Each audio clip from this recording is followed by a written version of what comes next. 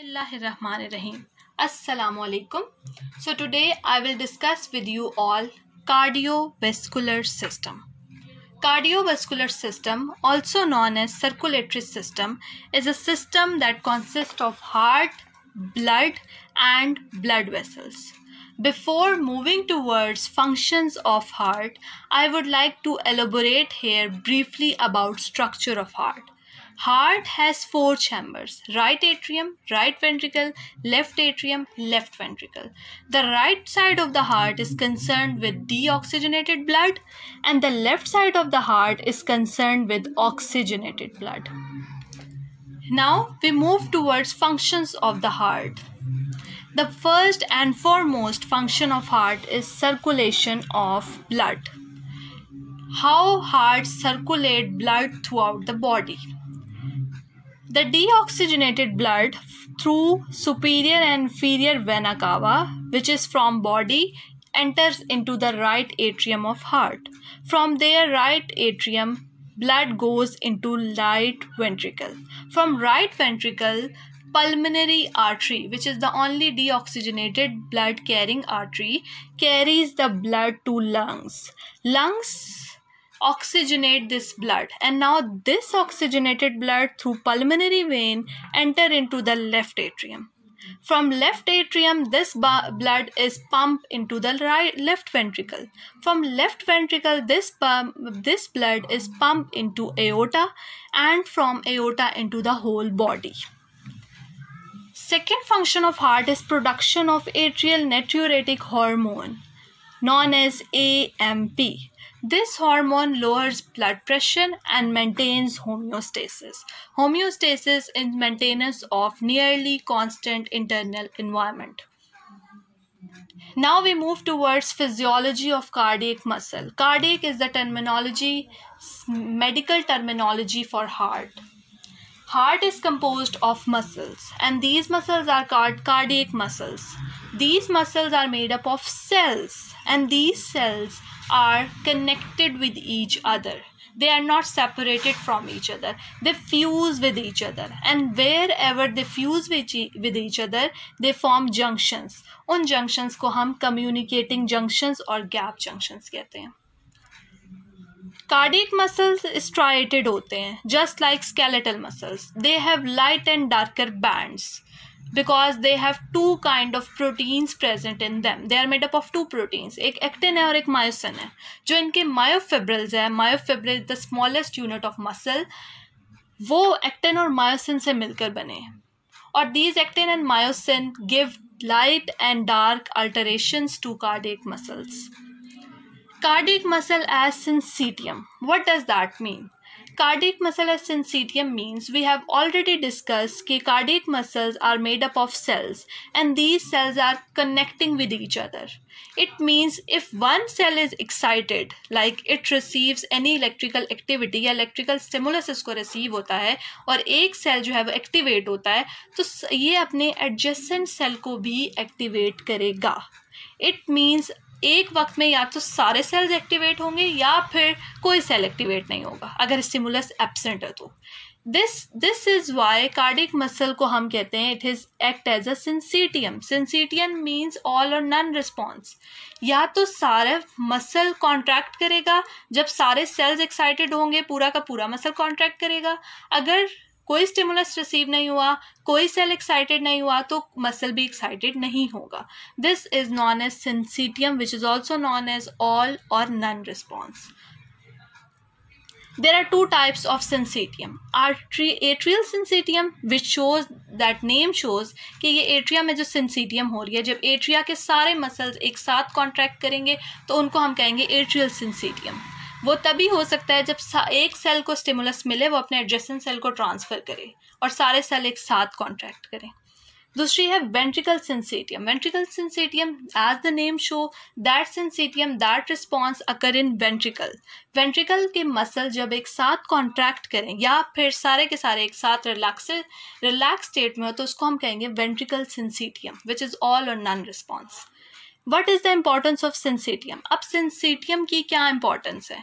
Syncytium की importance ये है कि सिंसीटियम की वजह से अगर एट्रियल मसल्स हैं वो कॉन्ट्रैक्ट कर रहे हैं, तो फर्स्ट ऑफ ऑल एट्रिया के तमाम मसल कॉन्ट्रैक्ट होंगे.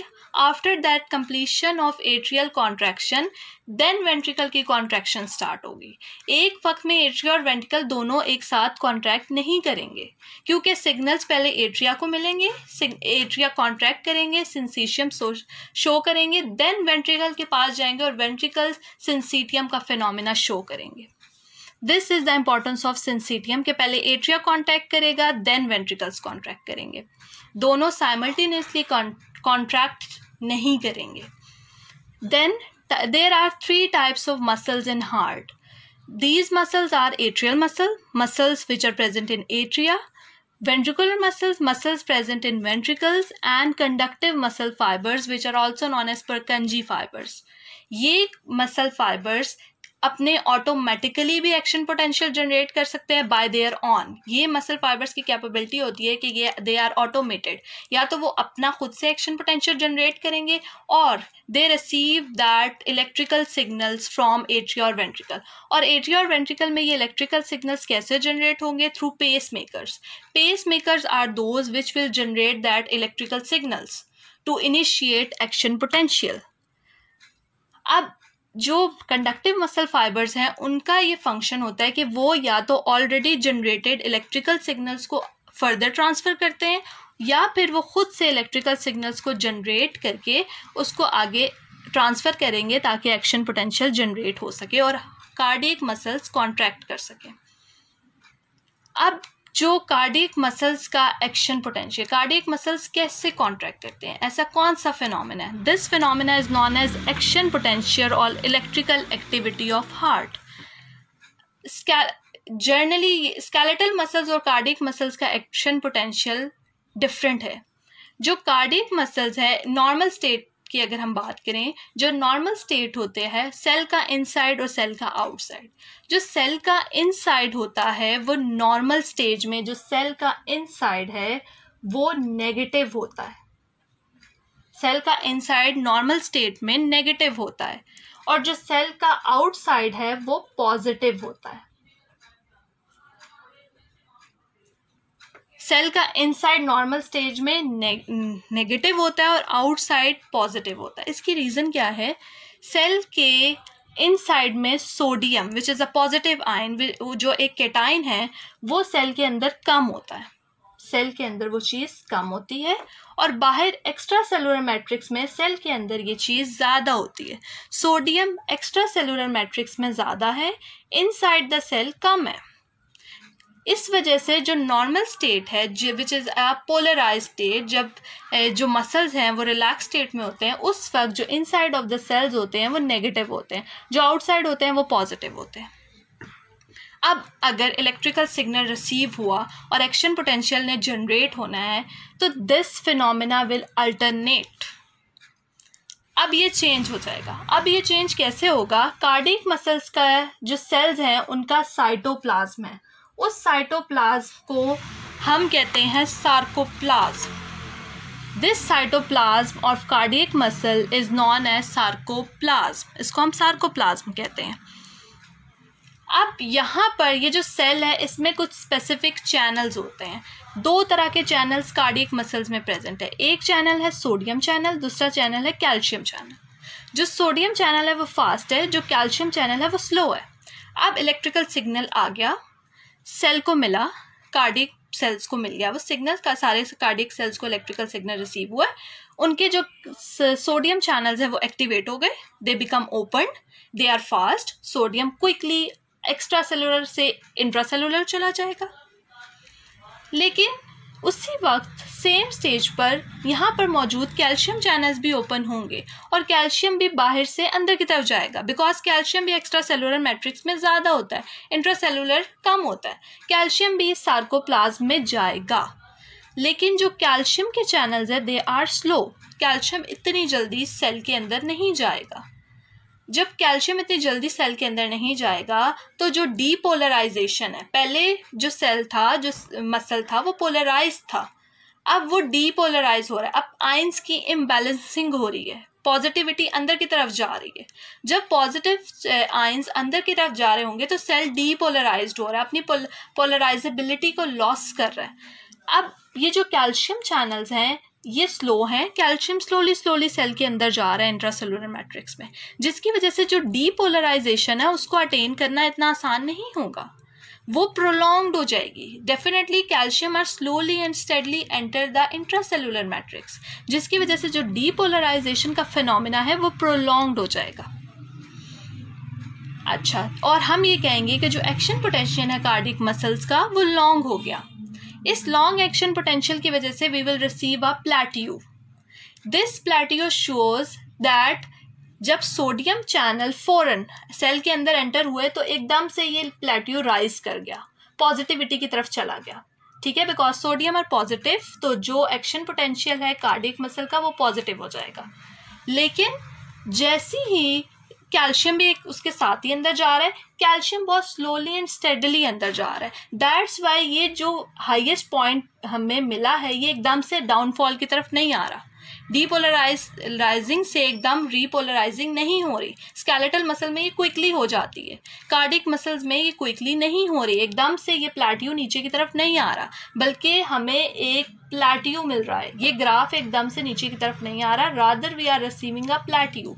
दिस प्लेट्यू शोज कि जो डीपोलराइजिंग की स्टेट है वो लॉन्ग हो गई है, वो प्रोलॉन्ग्ड हो गई है।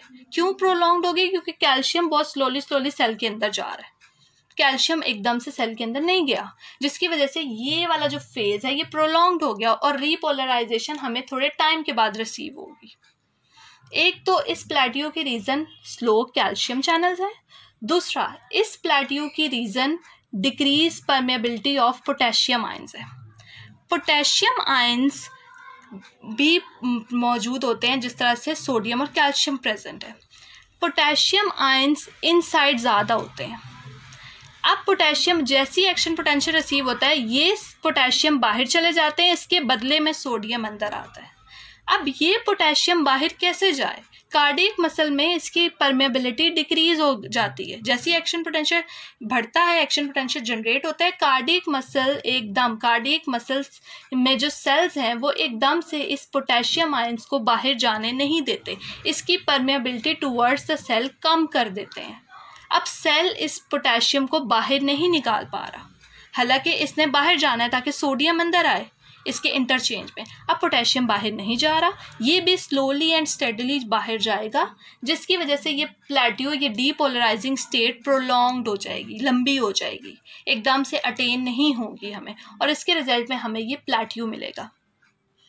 So this is all about action potential and generation of plateau. Next question which arises over there is that where that calcium comes from? कि कैल्शियम कहाँ से आती है? एक्स्ट्रासेलुलर मैट्रिक्स से आती है। Yes, एक्स्ट्रासेलुलर मैट्रिक्स में सेल में वेरियस ऑर्गेनेलिज होते हैं। जो कार्डियक मसल्स हैं, जो कार्डियक मसल्स की सेल्स हैं, उनमें जो ऑर्गेनेलिज हैं उसमें एंडोप्लाज्मिक रेटिकुलम की बजाय हम उसको सार्कोप्लाज्मिक रेटिकुलम कहते हैं। सार्कोप्लाज्मिक रेटिकुलम में कैल्शियम की स्टोरेज होती है, स्केलेटल मसल में ये स्टोरेज ज़्यादा होती है, तो ज़्यादातर जो कैल्शियम है वो सार्कोप्लाज्मिक रेटिकुलम से आता है इन केस ऑफ स्केलेटल मसल्स। लेकिन कार्डियक मसल में ये जो सार्कोप्लाज्मिक रेटिकुलम है इसकी स्टोरेज इसमें कैल्शियम की स्टोरेज बहुत कम है। अब कैल्शियम इस सार्कोप्लाज्मिक रेटिकुलम से नहीं आएगा, उसके अलावा कैल्शियम आएगा टी ट्यूब्यूल से। Now question arises, what is T tubule? T tubule cell की सेल मेम्ब्रेन होती है। सेल मेम्ब्रेन जब इन्वेजिनेट करे इनसाइड, अंदर की तरफ सेल मेम्ब्रेन की इन्वेजिनेशन हो जाए, ये जो सेल मेम्ब्रेन है ये अंदर की तरफ towards the centre of the cell चली जाए, तो वहाँ पर ये कुछ स्टोरेज करती है कैल्शियम की। और वो जो कैल्शियम है when ever it is required for action potential, एक तो कैल्शियम सार्कोप्लाज्मिक रेटिकुलम से आएगा, जो दूसरा कैल्शियम है वो इन सेल मेम्ब्रेन की जो इन्वेजिनेशन हुई हुई है वहाँ पर जो कैल्शियम की स्टोरेज है वहाँ से आएगा। तो यहाँ से हमारे पास 2 वेज हैं जहाँ से calcium in case of cardiac cells receive हो रहा है। एक तो सार्कोप्लाज्मिक रेटिकुलम से, लेकिन वहाँ पे कैल्शियम की स्टोरेज बहुत कम है इन केस ऑफ कार्डियक मसल्स। दूसरा टी ट्यूब्यूल से, टी ट्यूब्यूल में कैल्शियम की स्टोरेज सार्कोप्लाज्मिक रेटिकुलम के मुकाबले में ज़्यादा है। दैट्स वाई कैल्शियम वहाँ से, वो एक्स्ट्रा सेलुलर मैट्रिक्स है, टी ट्यूब्यूल एक्स्ट्रा सेलुलर है, वहाँ से सार्कोप्लाज्म में चला जाएगा। Sarcoplasm is the cytoplasm of cardiac muscles, cardiac cells, वहाँ चला जाएगा। अच्छा, अब ये तो हो गई एक्शन पोटेंशियल की जनरेशन। एक्शन पोटेंशियल जनरेट होंगे, वेरियस जो एंजाइमेटिक एक्टिविटीज़ है, कैटालाइजिंग एक्टिविटीज़ हैं वो जनरेट होंगी, कुछ केमिकल रिएक्शन प्रमोट होंगे, जिसकी वजह से जो एक्टिन और मायोसिन है, ये जो एक्टिन और मायोसिन है विच आर द प्रोटीन्स, ये एक दूसरे को ओवरलैप करेंगी, मसल कॉन्ट्रैक्ट हो जाएगा। अब मसल ने, जब तक ये एक्शन पोटेंशियल है तब तक मसल कॉन्ट्रैक्टेड रहेगा। Muscle does not need to be contracted all time, this action potential should be stopped. अब इस एक्शन पोटेंशियल को हम सीज कैसे करेंगे? इस एक्शन पोटेंशियल की सीजिंग के लिए ज़रूरत ये है कि जो आयंस अंदर आए हैं सार्कोप्लाज्म में वो बाहर चले जाएं। They should move into the extracellular matrix. Like sodium and calcium, which comes inside the cell, should go outside in the extracellular matrix. अब सोडियम ने अगर बाहर जाना है तो वो it cannot go it by its own. It needs a pump. एक pump की ज़रूरत है। वो जो पंप है, this pump is known as sodium ATPase pump. ये ATP के प्रेजेंट में एक्टिवेट होगा और सोडियम को इनसाइड ऑफ द सेल से टुवर्ड्स द आउटसाइड मूव करवाएगा। Same is the case with calcium channels. Calcium channels, अगर हम चाहते हैं कि कैल्शियम जो है वो इनसाइड से बाहर चला जाए, तो सेल में मौजूद है कैल्शियम ATPase पंप। ये cell calcium ATPase pump calcium को इनसाइड सार्कोप्लाज्म से एक्स्ट्रा सेलुलर मैट्रिक्स की तरफ मूव करवा देगा और कैल्शियम बाहर चला जाएगा। जब सोडियम और कैल्शियम बाहर चले गए, सेम दैट रीपोलराइजेशन अटेन, वो जो पहले वाली पोलराइज स्टेट थी जिसमें पॉजिटिविटी बाहर ज़्यादा थी, नेगेटिविटी अंदर थी, वो अटेन हो गई और उसको हम कहते हैं रीपोलराइजेशन। रीपोलराइजेशन मीन्स अगेन हमें पोलराइजेशन रिसीव हो गई है। अब आती है सिग्नल कंडक्शन। ये जो इलेक्ट्रिकल एक्टिविटी है ये जनरेट होती है पेसमेकर से। पेस मेकर इलेक्ट्रिकल एक्टिविटी को जनरेट करते हैं, वो आगे ट्रांसफ़र होती है through atrial muscles, ventricular muscles और कंडक्टिव मसल्स के थ्रू। अब ये जो इलेक्ट्रिकल एक्टिविटी जनरेट हुई है थ्रू पेस मेकर, इसकी स्पीड क्या है? एट्रिया और वेंट्रिकल किस स्पीड के साथ इसको आगे ट्रांसफ़र करते हैं? 0.3 से 0.5 मीटर पर सेकेंड, 1 सेकेंड में इतने मीटर्स ये ट्रांसफ़र करते हैं। Purkinje fibers 4 meter per second. They are quickly transferring that electrical signals. Purkinje fibers conductive muscle fibers होते हैं और ये क्योंकि these are conductive, ये signals को ज़्यादा जल्दी कंडक्ट करते हैं। That's why ये जो Purkinje fibers हैं इनकी कंडक्शन एट्रियल और वेंट्रिकुलर मसल्स के मुकाबले में ज़्यादा होती है। तो Purkinje fibers, which are also known as conductive muscle fibers, transmit that electrical signals more quickly than that of atrial and ventricular muscle fibers, जिसकी वजह से जो हार्ट है वो कॉन्ट्रैक्ट करेगा, and when it's contract it will pump the blood, और blood pump होगा and then it will transfer to the whole body. This is the action potential in cardiac muscles. Now, so we have discussed about functions of heart, physiology of cardiac muscle and action potential generation. If you have any query, you can drop down your query in the comment section, and never forget to subscribe that AHP Expertise channel, because you will be notified about your new lectures in this channel, so to get benefited from that lectures. Thank you so much.